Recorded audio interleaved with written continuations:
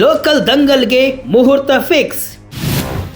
ಇನ್ನಾರು ತಿಂಗಳು ರಾಜ್ಯದಲ್ಲಿ ಎಲೆಕ್ಷನ್ ಕಾವು.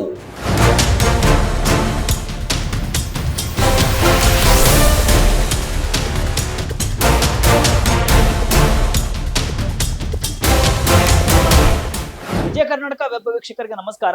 ನಾನು ಶಿವಮೂರ್ತಿ ಸರಬಾ. ಕರ್ನಾಟಕದಲ್ಲಿ ಸ್ಥಳೀಯ ಸಂಸ್ಥೆಗಳ ಚುನಾವಣೆಗೆ ಕೊನೆಗೂ ಮುಹೂರ್ತ ಫಿಕ್ಸ್ ಆದಂತೆ ಕಾಣ್ತಾ ಇದೆ. 4-5 ವರ್ಷಗಳಿಂದ ಜನಪ್ರತಿನಿಧಿಗಳು ಇಲ್ಲದೆ ಸೊರಗಿದಂತಹ ಜಿಲ್ಲಾ ಪಂಚಾಯಿತಿ, ತಾಲೂಕ್ ಪಂಚಾಯಿತಿ ಹಾಗೂ ಬೃಹತ್ ಬೆಂಗಳೂರಿನ 5 ಪಾಲಿಕೆಗಳಿಗೆ ಚುನಾವಣೆ ನಡೆಸಲು ಕಾಂಗ್ರೆಸ್ ಸರ್ಕಾರ ಕೊನೆಗೂ ಮನಸ್ಸು ಮಾಡಿದೆ. ಮುಖ್ಯಮಂತ್ರಿ ಸಿದ್ದರಾಮಯ್ಯನವರೇ ತಮ್ಮ ಸಚಿವ ಸಂಪುಟದ ಸಹೋದ್ಯೋಗಿಗಳಿಗೆ ಮುಂದೆ ಬರುವ ಚುನಾವಣೆಗೆ ಸಜ್ಜಾಗಿ ಸರ್ಕಾರದ ಸಾಧನೆಗಳನ್ನ ಜನರಿಗೆ ತಲುಪಿಸಿ ಅಂತ ಖಡಕ್ ಸೂಚನೆಯನ್ನ ನೀಡಿದ್ದಾರೆ. ಇದರಿಂದ ಮುಂದಿನ 5-6 ತಿಂಗಳು ಕರ್ನಾಟಕದಲ್ಲಿ ಲೋಕಲ್ ದಂಗಲ್ ನಡೆಯಲಿದೆ. ಕಾಂಗ್ರೆಸ್ ನಾಯಕರಿಗೆ ಸಿದ್ದರಾಮಯ್ಯ ಅವರ ಸೂಚನೆ ಬರ್ತಾ ಇದ್ದಂತೆ ರಾಜ್ಯದಲ್ಲಿ ಚುನಾವಣಾ ಚಟುವಟಿಕೆಗಳು ಗರಿಗೆದರಿವೆ. ಹಾಗಾದ್ರೆ ಚುನಾವಣೆ ನಡೆಯುವುದು ಯಾವಾಗ? ಸರ್ಕಾರದ ರಣತಂತ್ರವೇನು? ಈ ಬಾರಿಯ ಚುನಾವಣೆಯಲ್ಲಿ ಇವಿಎಂ ಇರುತ್ತದೆಯಾ ಅಥವಾ ಮತಪತ್ರ ಇರುತ್ತಾ ಎಂಬುದನ್ನ ನೋಡೋಣ.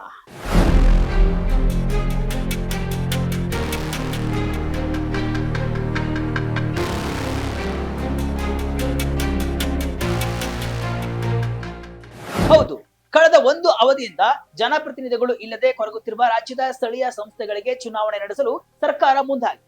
ಮೂಲಗಳ ಪ್ರಕಾರ ಫೆಬ್ರವರಿ ಅಥವಾ ಮಾರ್ಚ್ ತಿಂಗಳಲ್ಲಿ ಗ್ರೇಟರ್ ಬೆಂಗಳೂರು ವ್ಯಾಪ್ತಿಯ 5 ಪಾಲಿಕೆಗಳು ಹಾಗೂ ಜಿಲ್ಲಾ ಮತ್ತು ತಾಲೂಕು ಪಂಚಾಯಿತಿಗಳ ಚುನಾವಣೆ ನಡೆಯುವುದು ಬಹುತೇಕ ಖಚಿತವಾಗಿದ್ದು, ಈ ಚುನಾವಣಾ ಸಮರವನ್ನ ಗೆಲ್ಲಲೇಬೇಕಾದ ಸವಾಲು ಸರ್ಕಾರದ ಮುಂದಿದೆ. ತಮ್ಮ ಅಧಿಕೃತ ನಿವಾಸ ಕಾವೇರಿಯಲ್ಲಿ ಶನಿವಾರ ಸಚಿವರಿಗಾಗಿ ಆಯೋಜಿಸಿದಂತಹ ವಿಶೇಷ ಔತಣಕೂಟದ ಸಮಯದಲ್ಲಿ ಸ್ವತಃ ಸಿದ್ದರಾಮಯ್ಯ ಅವರು ಸ್ಥಳೀಯ ಸಂಸ್ಥೆಗಳ ಚುನಾವಣೆ ಬಗ್ಗೆ ಮಾತನಾಡಿದ್ದು, ಫೆಬ್ರವರಿ ಹಾಗೂ ಮಾರ್ಚ್ ನಲ್ಲಿ ಲೋಕಲ್ ಎಲೆಕ್ಷನ್ ನಡೆಯಲಿದ್ದು, ಮುಂಬರುವ ಸ್ಥಳೀಯ ಸಂಸ್ಥೆಗಳ ಚುನಾವಣೆಯನ್ನ ಅತ್ಯಂತ ಗಂಭೀರವಾಗಿ ಪರಿಗಣಿಸುವಂತೆ ಸಚಿವರಿಗೆ ಖಡಕ್ ಸೂಚನೆಯನ್ನ ನೀಡಿದ್ದಾರೆ. ಕಾಂಗ್ರೆಸ್ಗೆ ಪ್ರತಿಷ್ಠೆಯಾದ ಲೋಕಲ್ ಎಲೆಕ್ಷನ್ ಚುನಾವಣೆ ಗೆಲ್ಲಲು ಸೂತ್ರ ಕೊಟ್ಟ ಸಿದ್ದರಾಮಯ್ಯ. ಚುನಾವಣೆ ಕಾಣದೆ ಆಡಳಿತಾಧಿಕಾರಿಗಳ ಆಡಳಿತದಲ್ಲಿ ಒಂದು ಅವಧಿಯನ್ನ ಜಿಲ್ಲಾ ಪಂಚಾಯಿತಿ ಮತ್ತು ತಾಲೂಕು ಪಂಚಾಯಿತಿಗಳು ಪೂರ್ಣಗೊಳಿಸಿದೆ.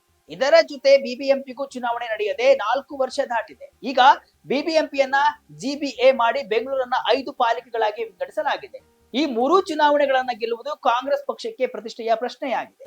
ಈ ಹಿನ್ನೆಲೆಯಲ್ಲಿ ಈಗಿನಿಂದಲೇ ಸಿದ್ಧತೆ ಆರಂಭಿಸಿ ಸರ್ಕಾರದ ಗ್ಯಾರಂಟಿ ಯೋಜನೆಗಳು ಸೇರಿ ನಮ್ಮೆಲ್ಲ ಸಾಧನೆಗಳನ್ನ ಜನರ ಮನೆಗಳಿಗೆ ತಲುಪಿಸುವ ಕೆಲಸವನ್ನ ಶ್ರದ್ಧೆಯಿಂದ ಮಾಡಿ ಸರ್ಕಾರದ ನಿಲುವುಗಳನ್ನ ಸಮರ್ಥವಾಗಿ ಸಮರ್ಥಿಸಿಕೊಳ್ಳಿ. ಇದನ್ನ ಮಾಡಿದ್ರೆ ಚುನಾವಣೆ ಗೆಲ್ಲುವುದು ಕಷ್ಟವಲ್ಲ ಅಂತ ಸಿಎಂ ಸಿದ್ದರಾಮಯ್ಯ ಸಚಿವರಿಗೆ ಕಿವಿ ಮಾತನ್ನ ಹೇಳಿದ್ದಾರೆ. ಆದ್ರೆ ಈಗಾಗಲೇ ಹಲವು ಡೆಡ್ಲೈನ್ ಮೀರಿರುವುದರಿಂದ ಈ ಬಾರಿ ಆದರೂ ಹೇಳಿದಂತೆ ಚುನಾವಣೆ ನಡೆಯುತ್ತದೆಯಾ ಎಂಬ ಚರ್ಚೆ ಕೂಡ ಶುರುವಾಗಿದೆ.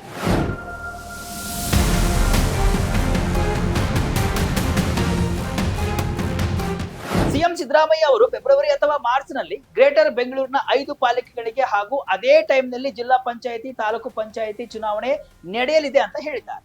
ಸಿದ್ಧತೆ ನಡೆಸುವಂತೆ ನಮಗೆಲ್ಲ ಸೂಚನೆ ನೀಡಿ ಅಂದಿದ್ದಾರೆ ಅಂತ ಸಾರಿಗೆ ಸಚಿವ ರಾಮಲಿಂಗಾರೆಡ್ಡಿ ಕೂಡ ಹೇಳಿರುವುದು. ಮುಂದಿನ 5 ತಿಂಗಳಲ್ಲಿ ಲೋಕಲ್ ಬಾಡಿ ಎಲೆಕ್ಷನ್ ನಡೆಯುವುದು ಖಚಿತವಾಗಿದೆ. ಈ ಮೊದಲು ಗ್ರಾಮ ಪಂಚಾಯಿತಿ ಚುನಾವಣೆಯನ್ನ ನಡೆಸಿ ಆಮೇಲೆ ತಾಲೂಕ್ ಪಂಚಾಯಿತಿ, ಜಿಲ್ಲಾ ಪಂಚಾಯಿತಿ ಚುನಾವಣೆ, ಆಮೇಲೆ ಜಿಬಿಎ ಚುನಾವಣೆ ನಡೆಸುವ ಯೋಜನೆಯಲ್ಲಿ ಸರ್ಕಾರ ಇತ್ತು. ಆದ್ರೆ ಈಗ ಜಿಬಿಎ ಹಾಗೂ ತಾಲೂಕು ಮತ್ತು ಜಿಲ್ಲಾ ಪಂಚಾಯಿತಿ ಚುನಾವಣೆಯನ್ನ ಏಕಕಾಲದಲ್ಲಿ ನಡೆಸಲು ಸರ್ಕಾರ ಮುಂದಾಗಿರುವಂತೆ ಕಾಣ್ತಾ ಇದೆ. ಅದಕ್ಕೂ ಮುನ್ನ ಸುಮಾರು 6,000 ಗ್ರಾಮ ಪಂಚಾಯಿತಿ ಚುನಾವಣೆಗಳನ್ನು ನಡೆಸಿ ಗ್ಯಾರಂಟಿ ಯೋಜನೆಗಳ ಫಲವನ್ನ ಗ್ರಾಮೀಣ ಭಾಗದ ಜನರು ಹೇಗೆ ಸ್ವೀಕರಿಸಿದ್ದಾರೆ ಎಂಬುದನ್ನು ಅರಿಯಲು ಸರ್ಕಾರ ಮುಂದಾಗಿದೆ. ಜಿಬಿಎ ಚುನಾವಣೆ ಎದುರಿಸಲು ಕಾಂಗ್ರೆಸ್ಗೆ ಆತಂಕ. ಇವಿಎಂ ಬದಲು ಬ್ಯಾಲೆಟ್ ಪೇಪರ್ ಬಳಕೆ ಫಿಕ್ಸ್. ಕೆಲ ದಿನಗಳ ಹಿಂದಷ್ಟೇ ರಚನೆಯಾಗಿರುವ ಗ್ರೇಟರ್ ಬೆಂಗಳೂರು ಚುನಾವಣೆಯನ್ನ ಎದುರಿಸಲು ಕಾಂಗ್ರೆಸ್ಗೆ ಆತ್ಮವಿಶ್ವಾಸ ಬಂದಿಲ್ಲ ಎನ್ನಲಾಗಿದೆ. ಜಿಬಿಎ ವ್ಯಾಪ್ತಿಯ 5 ಪಾಲಿಕೆಗಳ ಚುನಾವಣೆಯಲ್ಲಿ ಆಡಳಿತ ಪಕ್ಷ ಗೆಲ್ಲುವ ಸಂಪ್ರದಾಯ ತಲೆಕೆಳಗಾದ್ರೆ ಮುಖಭಂಗವಾಗುವುದು ಎಂಬ ಆತಂಕ ಕಾಂಗ್ರೆಸ್ ಸರ್ಕಾರಕ್ಕೆ ಇದೆ. ಆದ್ರೆ ಬೇರೆ ಬೇರೆ ಟೈಮ್ ನಲ್ಲಿ ಚುನಾವಣೆ ನಡೆದ್ರೆ ನೀತಿ ಸಂಹಿತೆಯ ಕಾರಣಕ್ಕೆ ಅಭಿವೃದ್ಧಿಗೆ ಸಮಸ್ಯೆಯಾಗುತ್ತೆ ಅಂತ ಅರಿತಿರುವಂತಹ ಸಿದ್ದರಾಮಯ್ಯ ಸರ್ಕಾರ ಮೊದಲು ಗ್ರಾಮ ಪಂಚಾಯತಿ ದಂಗಲ್ ಮುಗಿಸಿ ಬಳಿಕ ಜಿಲ್ಲಾ ಪಂಚಾಯತಿ, ತಾಲೂಕು ಪಂಚಾಯತಿ ಚುನಾವಣೆ ಜೊತೆಗೆ ಜಿಬಿಎನ ಪಂಚಪಾಲಿಕೆಯ ಚುನಾವಣೆ ಎದುರಿಸಲು ಮುಂದಾಗಿದೆ. ಇನ್ನು ಈ ಬಾರಿಯ ಸ್ಥಳೀಯ ಸಂಸ್ಥೆಗಳ ಚುನಾವಣೆಯಲ್ಲಿ ಇವಿಎಂ ಬದಲಿಗೆ ಬ್ಯಾಲೆಟ್ ಪೇಪರ್ ಬಳಸಲು ಸರ್ಕಾರ ತೀರ್ಮಾನಿಸಿದೆ. ಇದಕ್ಕೆ ಯಾವುದೇ ಕಾನೂನು ಬದಲಾವಣೆ ಅಗತ್ಯವಿಲ್ಲ ಅಂತ ಚುನಾವಣಾ ಆಯೋಗ ಹೇಳಿರುವುದರಿಂದ ಜಿಲ್ಲಾ ಪಂಚಾಯಿತಿ, ತಾಲೂಕು ಪಂಚಾಯಿತಿ, ನಗರ ಸ್ಥಳೀಯ ಸಂಸ್ಥೆಗಳು ಹಾಗೂ ಜಿಬಿಎ ಚುನಾವಣೆಗಳು ಮತಪತ್ರಗಳ ಮೂಲಕವೇ ನಡೆಯಲಿವೆ.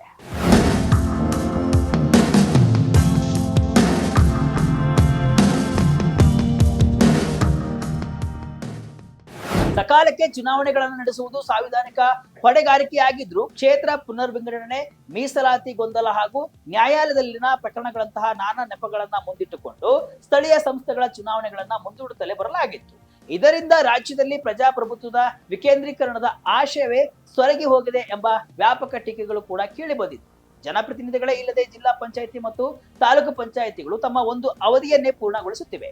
ಹೀಗೆ ಚುನಾವಣೆ ಮುಂದೂಡುವುದು ಚುನಾಯಿತ ಸರ್ಕಾರಕ್ಕೆ ಗೌರವ ತರುವುದಿಲ್ಲ ಎಂಬ ಚರ್ಚೆ ಆಡಳಿತಾರೂಢ ಕಾಂಗ್ರೆಸ್ನಲ್ಲಿ ಆರಂಭವಾಗಿತ್ತು.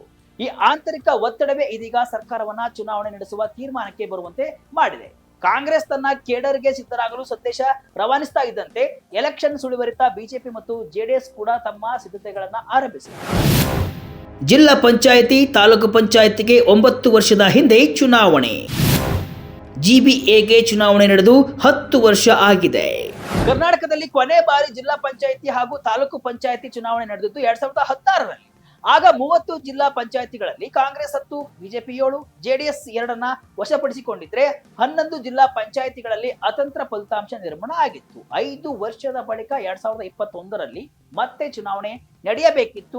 ಆದ್ರೆ ಅವಧಿ ಮುಗಿದು 4 ವರ್ಷವಾದ್ರೂ ಕೂಡ ಎಲೆಕ್ಷನ್ ನಡೆದಿಲ್ಲ. ಇದಕ್ಕೆ ಮುಖ್ಯ ಕಾರಣ ಅಂದ್ರೆ ಕ್ಷೇತ್ರ ಪುನರ್ವಿಂಗಡಣೆ ಮತ್ತು ಮೀಸಲಾತಿ ಗೊಂದಲ. ಈ ಪ್ರಕ್ರಿಯೆಗಳನ್ನ ಮುಂದಿಟ್ಟುಕೊಂಡು ಚುನಾವಣೆಯನ್ನ ಸರ್ಕಾರಗಳು ಮುಂದೂಡುತ್ತಲೇ ಬಂದಿವೆ. 2021ರಿಂದ 2023ರವರೆಗೆ ಬಿಜೆಪಿ ಸರ್ಕಾರ ಇದ್ರೆ, ಕಾಂಗ್ರೆಸ್ ಸರ್ಕಾರ ಬಂದು 2 ವರ್ಷವಾದ್ರೂ ಜಿಲ್ಲಾ ಪಂಚಾಯಿತಿ, ತಾಲೂಕು ಪಂಚಾಯಿತಿಗೆ ದಿಕ್ಕಿಲ್ಲ, ದೆಸೆ ಇಲ್ಲದಂತ ಆಗಿತ್ತು. 2021ರಲ್ಲಿ ಜಾರಿಗೆ ತಂದಂತಹ ಕರ್ನಾಟಕ ಗ್ರಾಮ ಸ್ವರಾಜ್ಯ ಮತ್ತು ಪಂಚಾಯತ್ ರಾಜ್ಯ ತಿದ್ದುಪಡಿ ಕಾಯ್ದೆಯು ಈ ವಿಳಂಬಕ್ಕೆ ಮತ್ತಷ್ಟು ಇಂಬು ನೀಡಿತು. ಬಿಬಿಎಂಪಿ ಚುನಾವಣೆ ಕೂಡ ಕೊನೆಯದಾಗಿ 2015ರಲ್ಲಿ ನಡೆದಿತ್ತು. 2020ರಲ್ಲಿ ಚುನಾವಣೆ ನಡೆಯಬೇಕಿತ್ತು. ಆದ್ರೆ ಇಲ್ಲಿಯವರೆಗೆ ಎಲೆಕ್ಷನ್ ನಡೆದೇ ಇಲ್ಲ.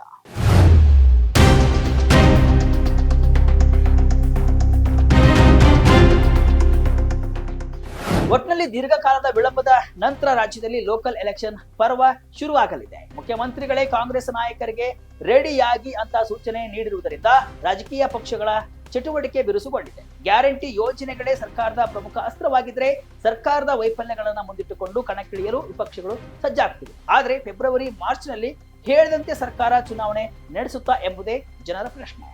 ಇದಿಷ್ಟು ಇವತ್ತಿನ ವಿಶೇಷ.